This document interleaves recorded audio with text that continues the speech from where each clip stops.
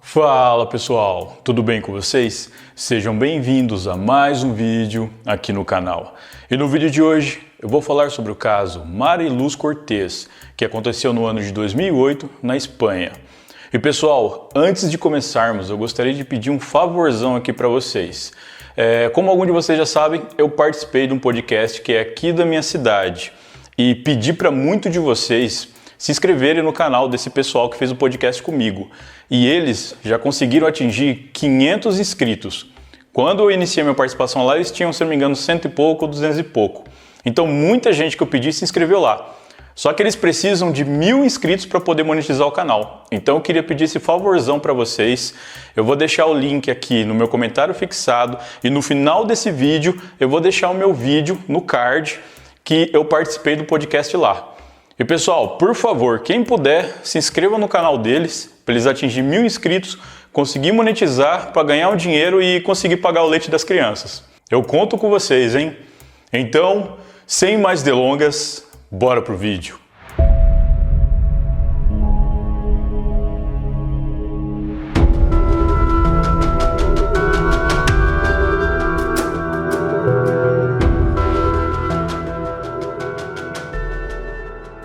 Mariluz Cortez nasceu em 12 de dezembro de 2002, na cidade de Huelva, na Espanha. Ela morava junto com seus pais e irmãos em um humilde complexo de apartamentos na cidade cigana de El Torrejón, um bairro de classe média baixa. Seu pai era Juan José Cortez, um cigano que vendia roupas no mercado local e pregava em uma pequena igreja evangélica, e sua mãe era Irene Soares e trabalhava na loja do marido. Mariluz era a mais nova de 3 irmãos, sendo a única menina. Sua família a descreveu como uma garota muito sociável e extrovertida, que adorava dançar. Na tarde do dia 13 de janeiro de 2008, Irene estava com fortes dores no corpo, então decidiu tomar um relaxante muscular e se deitar um pouco. Mariluz queria sair para comprar doces em um quiosque que ficava a um quarteirão do seu prédio. Vendo que a mãe não poderia acompanhá-la, a menina resolveu ir sozinha. Irene adormeceu por alguns minutos e, quando acordou, começou a procurar sua filha em todos os lugares, mas não conseguiu encontrá-la. Ela alertou seus parentes e vizinhos sobre o desaparecimento de sua filha e eles iniciaram uma busca nas áreas próximas, além de apresentarem uma queixa do desaparecimento na delegacia de polícia. As autoridades responderam ao apelo imediatamente, visto que se tratava de uma menina de apenas 5 anos. A comunidade El Torrejón ajudou na busca. Grupos de parentes e vizinhos se uniram e saíram à procura da menina. As buscas duraram alguns dias, mas nenhum sinal de Mariluz foi encontrado. Eles vasculharam poços, celeiros, florestas, fábricas abandonadas, entre muitos outros lugares. A Guarda Civil e a Polícia Nacional também realizaram buscas em áreas próximas a Huelva, incluindo túneis, lagos e cavernas. A polícia não descartou nenhuma hipótese, mas a que ganhou mais força foi a de sequestro. A mídia cobriu todos os eventos e o caso de Mariluz Cortez ganhou grande repercussão. Quase todos os dias, o pai da menina, Juan José Cortez, saía para dar declarações em uma sala de imprensa improvisada em frente ao seu apartamento. Além disso, grandes manifestações foram realizadas nas ruas e praças de Huelva. Essas manifestações se espalharam para outras cidades, como Madrid, exigindo o breve retorno de Mariluz de seus supostos raptores. Aos poucos, a mídia parou de noticiar o caso, mas a família da menina continuou a procurar sua filha e esperava que ela aparecesse viva. O fato do corpo da menina não ter sido encontrado deu esperança a todos, pois eles pensavam que ela realmente poderia ter sido sequestrada. Mas o estranho é que não haviam recebido nenhum telefonema de resgate e não eram uma família com muito dinheiro. Pelo contrário, eram 2 pais que ganhavam apenas o suficiente para suprir suas necessidades básicas. Um mês após o desaparecimento, a família recebeu a notícia de que havia uma menina em Nápoles, na Itália, que poderia ser Mariluz. O pai fez o possível e o impossível para conseguir o dinheiro da passagem para o país. Infelizmente, ao chegar ao local, só pôde ver a menina pelas fotos, já que ela fazia parte de um programa de proteção à criança, mas confirmou que ela não era sua filha. Em 7 de março de 2008, 54 dias após o desaparecimento de Mariluz Cortez, A polícia encontrou o corpo de uma menina na foz dos rios Tinto e Odiel, próximo ao Moelle de Levante, que fica a 10 quilômetros da casa da família. Após uma perícia, foi constatado que se tratava da pequena Mariluz Cortez, de apenas 5 anos. Essa descoberta foi dolorosa para todas as pessoas que esperavam vê-la viva novamente. E também houve muita indignação na comunidade cigana. Parentes e vizinhos suspeitaram de um morador do bairro de El Torrejon, chamado Santiago Del Valle. Ele e sua esposa Isabel Garcia moravam no prédio ao lado, junto com Rosa Del Valle, sua irmã. O casal havia saído da cidade no dia seguinte ao desaparecimento de Mariluz, o que levantou suspeitas de todos. A irmã de Santiago permaneceu no apartamento depois que eles partiram e, devido às denúncias, a polícia os deteve em 16 de janeiro de 2008 na cidade de Granada para um interrogatório, mas eles foram liberados logo em seguida, pois a polícia não encontrou nenhum indício de que eles tivessem ligação com o crime. Os vizinhos sabiam que Santiago tinha um histórico de violência contra menores. O homem de 43 anos tinha mais de 5 processos abertos por esse tipo de crime em diferentes cidades da Espanha. Devido às acusações dos vizinhos, a polícia começou a suspeitar de Santiago, mas eles não tinham provas para prendê-lo. Então, decidiram investigar os registros telefônicos dele, de sua irmã e de sua esposa. Segundo os detetives, após o sumiço de Mariluz, o casal parecia ter realmente fugido. Primeiro, eles foram para Madrid, depois passaram por mais 6 cidades e vilas, até chegarem a Parrontilo, um povoado rural na província de Cuenca. Enquanto estavam lá, o corpo de Mariluz foi encontrado. Então eles decidiram ir até o banco para saber se continuariam recebendo um auxílio financeiro do governo, caso eles saíssem da Espanha. Enquanto isso acontecia, a comunidade de El Torrejon se enfurecia com a família Del Valle. A irmã de Santiago, que ainda morava no apartamento, foi vítima de ataques de vizinhos, que afirmaram que ela estava encobrindo os culpados. A mulher então decidiu ir ao encontro de seu irmão e cunhado em Parrontilo. Os 3 suspeitos compraram passagens aéreas para Cuba, mas precisavam pegar um ônibus para a cidade de Cuenca, a capital da província, para poderem pegar o voo com destino a Havana, capital cubana. Em 25 de março de 2008, enquanto desciam do ônibus no terminal de Cuenca, o trio foi interceptado pela Polícia Nacional. Os 3 foram presos e encaminhados à justiça para serem investigados. A comunidade de El Torrejon explodiu de raiva e, às vezes, ocorriam confrontos entre a polícia e pessoas que exigiam que Santiago fosse retirado da prisão para ser linchado.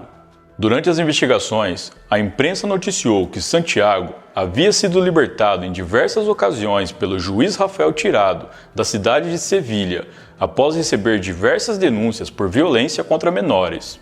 Também houve vários relatos sobre a vida tenebrosa que Santiago e sua esposa tiveram desde que eram jovens. A história desse casal é completamente insana e cheia de reviravoltas.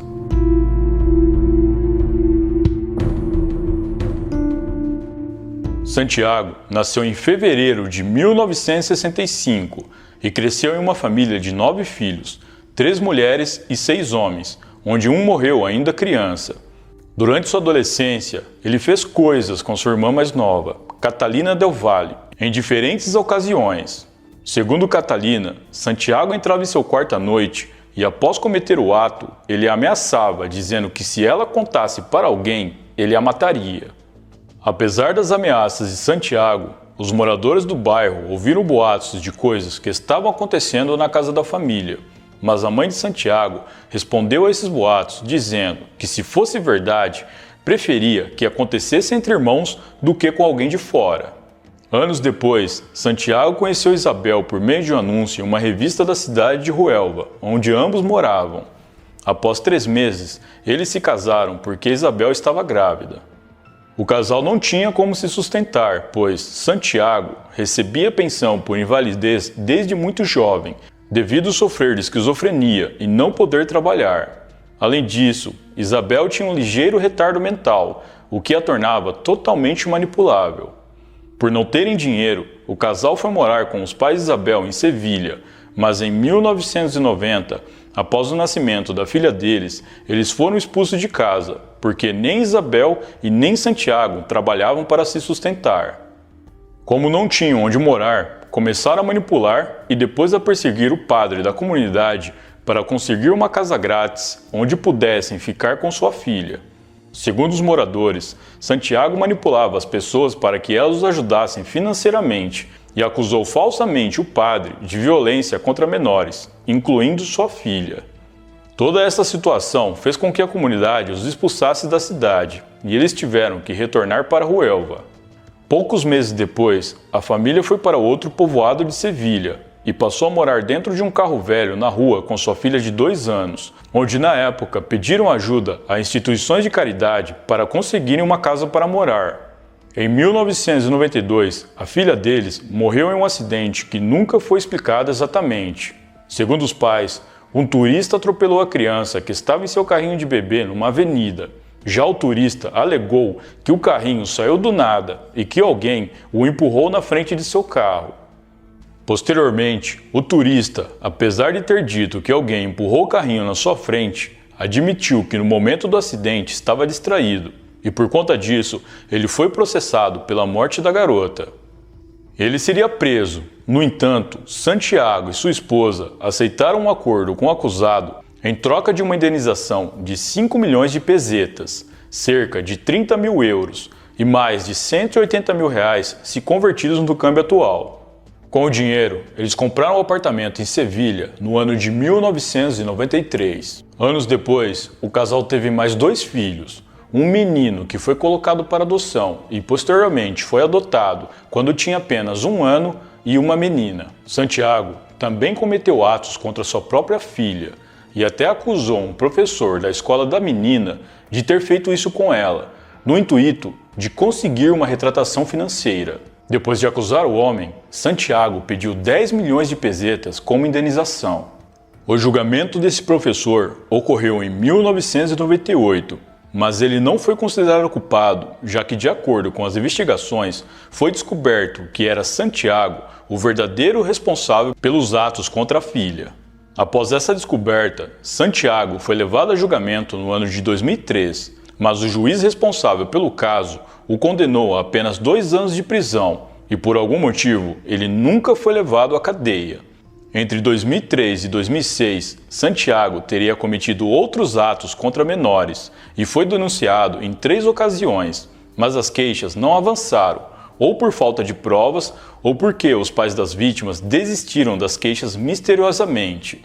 No entanto, no ano de 2007, ele foi finalmente condenado por um dos seus crimes e estava sendo procurado pela polícia, mas quando foi processado, antes de ser preso, ele e sua esposa haviam fugido para Gijón, uma cidade que ficava a 11 quilômetros de Sevilha.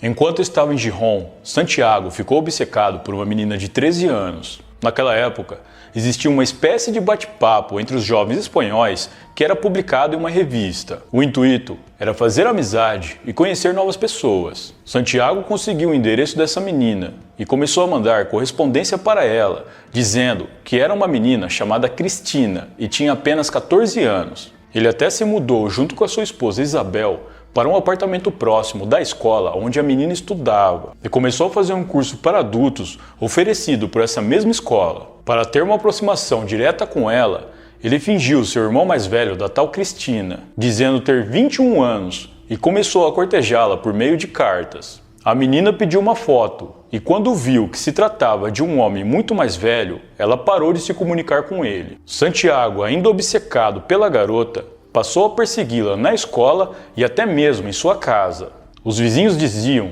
que ele vivia perguntando pela menina e falava que queria se casar com ela porque estava apaixonado.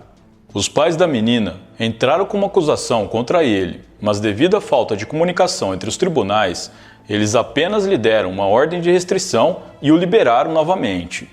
Devido a toda essa situação, o casal teve que deixar Gijón e voltar para Sevilha novamente, mas não tinham onde morar e decidiram montar um acampamento em frente a um shopping para exigir que as entidades públicas lhes dessem uma casa decente. Eles até atraíram alguns jornais para denunciar o descaso das autoridades em relação a eles. Ainda em Sevilha, Santiago foi a um playground onde viu uma menina de 4 anos sozinha e tentou levá-la oferecendo um doce, mas o sujeito não contava que um vizinho estava observando e alertou os pais da garota e as autoridades. Mais uma vez, Santiago foi detido e recebeu uma medida cautelar, tendo que comparecer à delegacia a cada 15 dias. Ele compareceu a apenas uma audiência e fugiu novamente para Huelva. Finalmente, Santiago e Isabel foram morar no bairro El Torrejon, no bairro onde cresceu com seus pais e irmãos e onde também morava uma de suas irmãs, Rosa Del Valle, que sempre foi sua confidente. E apenas 3 meses depois de voltar a Huelva, ele tirou a vida de Mariluz Cortés. E aqui é onde ele foi descoberto e finalmente preso. Em fevereiro de 2011, teve início ao julgamento de Santiago Del Valle e de sua irmã Rosa Del Valle. Haviam mais de 200 jornalistas fora do tribunal para cobrir o julgamento, além de pessoas próximas à família da vítima e vizinhos. Santiago havia prestado depoimento na delegacia há 3 anos, quando foi preso, e naquela ocasião disse que viu a menina de sua janela e jogou um ursinho de pelúcia branco na calçada. Ela o pegou e ele mandou que ela subisse em seu apartamento para devolver. Segundo Santiago, ao entrar, a menina teria corrido escada acima, escorregando e caindo, machucando a cabeça. Depois disso, ele presumiu que ela estava morta e, devido ao seu histórico, ficou com medo de ser acusado. Ele então embrulhou a criança numa jaqueta preta e a colocou em um carrinho de supermercado. Depois atravessou algumas ruas e a jogou no esgoto. Santiago confessou que atraiu a garota para o seu apartamento, porque, segundo ele, algo acontece dentro dele quando vê meninas bonitas, que ele não sabe explicar o que é e que não pode controlar, mas afirmou novamente que não a matou. No entanto, o homem mudou completamente sua declaração no julgamento. Desta vez, ele disse que no dia 13 de janeiro de 2008, por volta das 4h30 da tarde, saiu para passear com a esposa e, quando voltaram, encontraram os vizinhos dizendo que havia uma menina desaparecida no bairro. Já Isabel, esposa de Santiago, jogou toda a culpa em sua cunhada, Rosa Del Valle, alegando que ela era autora do crime. Enquanto isso, Rosa se recusou a testemunhar desde o início das investigações e não disse uma palavra sobre o caso, nem mesmo no julgamento. A promotoria alegou que Rosa Del Valle, irmã de Santiago, era cúmplice do crime e ajudou a transportar Mariluz até o rio no porta-malas de seu carro, e que em sua primeira declaração, Santiago disse que a tinha jogado no esgoto para tirar qualquer culpa de sua irmã.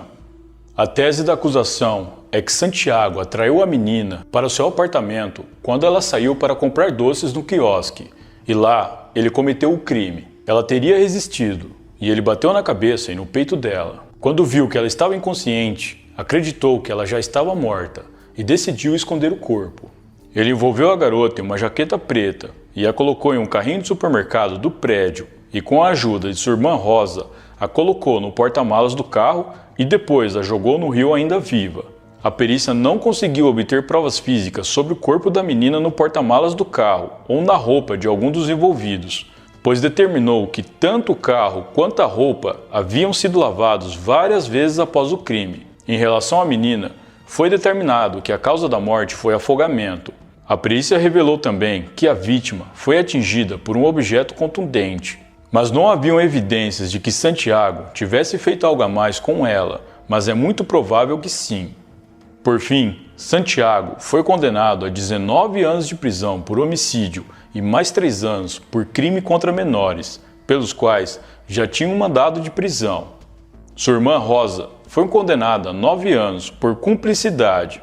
Além disso, a família de Mariluz foi indenizada em 166 mil euros por danos e prejuízos e outros 19 mil euros por danos imateriais pelo Estado. Devido a todo escândalo sobre a quantidade de crimes cometidos por Santiago e a ineficiência do sistema judicial, o juiz andaluz Rafael Tirado, que liberou Santiago tantas vezes, foi suspenso do cargo e multado em 1.500 euros. Semanas depois, foi o julgamento de Isabel Garcia, que admitiu que seu marido havia causado a morte de Mariluz. Ela foi condenada a uma pena irrisória apenas por anteriormente ter dado um falso testemunho no julgamento. Juan José Cortés, pai de Mariluz, não ficou satisfeito com as sentenças recebidas por todos os envolvidos. Por isso, se dedicou à política para tentar fazer uma mudança no Código Penal espanhol e, assim, aumentar as penas para quem comete crimes contra menores. Em sua carreira política, Juan José se tornou deputado e, por meio de uma proposta de reforma do Código Penal apresentada ao Congresso, conseguiu criar um registro detalhado de todas as pessoas condenadas por crimes contra menores em toda a Espanha. No entanto, apenas as autoridades podem ter acesso a este banco de dados.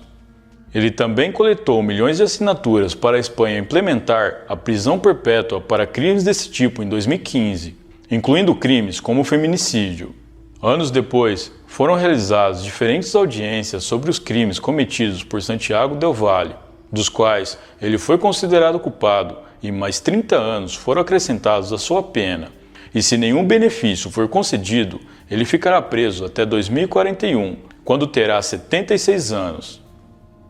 E você, o que achou deste caso?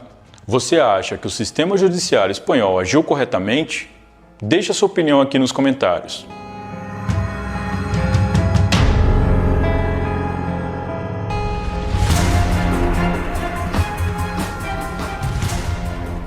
Bom, pessoal, então é isso. Muito obrigado por me assistir até o final. Eu vou ficando por aqui. Um grande abraço e até a próxima.